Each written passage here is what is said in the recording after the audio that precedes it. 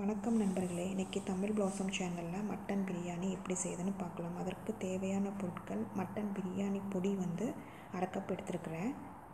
இஞ்சி, பூண்டு, பச்சை மிளகாய் சேர்த்து அரைச்சி விழுது இது 10 பூண்டு பல் எடுத்துருக்கிறேன்.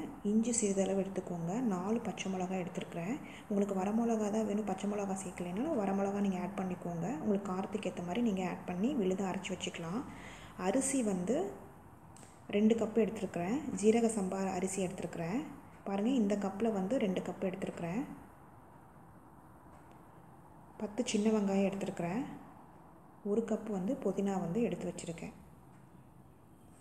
இப்போ மட்டன் இதுக்கு அரை கிலோ எடுத்து வச்சுருக்கிறேன். 2 டம்ளர் அரிசிக்கு. குக்கரில் நம்ம இப்போ அதெல்லாம் செஞ்சிடலாம்.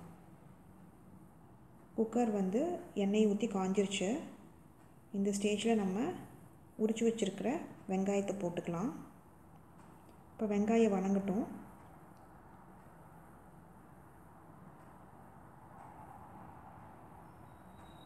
இப்போ புதினா ஆட் பண்ணிக்கோங்க. புதினாவை கொஞ்சம் வணக்கிக்கோங்க. ஓகே, இந்த ஸ்டேஜில் நம்ம மட்டன் போட்டுக்கலாம். மட்டன் போட்டு நல்லா வணக்கி விடுங்க. கொஞ்சம் எண்ணெயிலே கொஞ்சம் நம்ம நல்லா வணக்கிக்கலாம். இப்போது மஞ்சத்தூள் ஆட் பண்ணிக்கலாம். மஞ்சத்தூள் சேர்த்து இதையும் கொஞ்சம் வணக்கிக்கோங்க.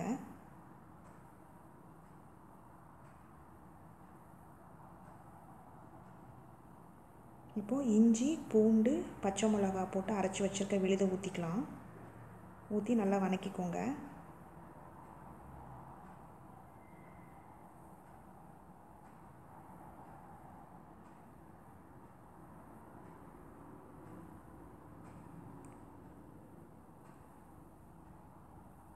பாருங்கள், நல்லா வணங்கிருச்சு.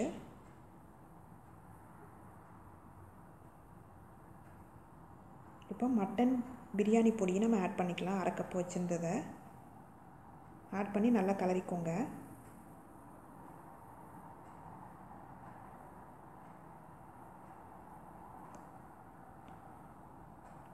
இப்போ மட்டன் கொஞ்சம் சாஃப்ட்னஸ் கிடைக்கிறதுக்காக நம்ம இதில் தயிர் 1 ஸ்பூன் ஆட் பண்ணால் போதும்.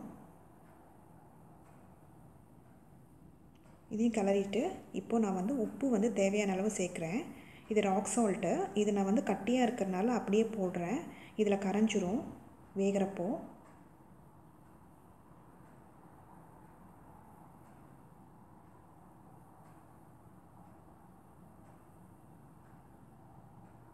பாருங்கள், தண்ணி கரெக்டாக செக் பண்ணிக்கோங்க. இந்த அளவுக்கு தண்ணி போதும் நமக்கு. நம்ம குக்கரில் வேக வைக்கிறனால எந்த அளவுக்கு தண்ணி ஊற்றுறோமோ அந்த அளவு தண்ணி அப்படியே இருக்கும். இப்போ நான் குக்கரை மூடி வச்சிடலாம். மூடி வச்சு 6 விசில் விடுங்க. இப்போது நம்ம கடாயில் நெய் ஊற்றிக்கலாம். ஊற்றி சீரகசம்பா ரைஸை வறுத்து வச்சுக்கலாம். இப்போ பாருங்கள், அப்போ தான் நமக்கு உதிரியாக கிடைக்கும் ரைஸு.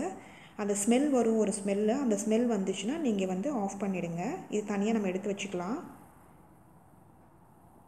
பாருங்கள், மட்டன் நல்லா வெந்துருச்சு. இந்த ஸ்டேஜில் 1 டம்ளருக்கு 2 டம்ளர் தண்ணி ஊற்றிக்கலாம். ஜீரகசம்பாக்கு, பாஸ்மதிக்கும் அப்படி தான். பொன்னி ரைஸ்க்கு மட்டும் 1 டம்ளருக்கு 3 டம்ளர் தண்ணி ஊற்றிக்கோங்க. இப்போ பாருங்கள், அரிசி போட்டாச்சு. இப்போ நம்ம இதை குக்கரில் போட்டு மூடி வச்சுக்கலாம். அரிசி போட்டு ஒரு டேஸ்ட் பண்ணிக்கோங்க. உப்பு, காரம், அந்த பிரியாணி மசாலாலாம் போட்டது கரெக்டாக இருக்கான்ட்டு. அப்படி பத்தலை அப்படின்னா இந்த ஸ்டேஜில் பிரியாணி மசாலா நீங்கள் கொஞ்சம் ஆட் பண்ணிக்கலாம். இப்போ மூடி வச்சு குக்கர் வேகட்டும். 2 விசில் விட்டால் போதும். ஆல்ரெடி 6 விசில் விட்டு வச்சுருக்கோம். இப்போ பாருங்கள், வெந்துருச்சு. பிரியாணி ரெடி. இப்போ பாருங்கள், எவ்வளோ உதிரியாக வந்திருக்கு. நம்ம நெய் விட்டு வறுத்தனால தெரியுதுங்களா? நல்லா நெய் விட்டு வறுத்தனால நல்லா உதிரியாக வந்திருக்கு. ஆல்ரெடி 6 விசில் நம்ம விட்டு எடுத்து வச்சுருக்கோம். இப்போ 2 விசில் விட்டோன்னா போதும். ஏன்னா ஆல்ரெடி மட்டன் வெந்திருக்கும். ரைஸ் வேகிறதுக்காக மட்டும்தான் 2 விசில் கடைசியில் நம்ம விடுறோம். இப்போ பாருங்கள், நல்லா உதிரியாக வந்திருக்கு. இது தலப்பக்கட்டு ரெஸ்டாரண்ட் ஸ்டைல் பிரியாணி. இதை செஞ்சு பார்த்துட்டு உங்களோட கமெண்ட்ஸ் என்னென்னு சொல்லுங்கள். இந்த சேனலை சப்ஸ்கிரைப் பண்ணாதவங்க சப்ஸ்கிரைப் பண்ணுங்கள். Thanks for your subscription.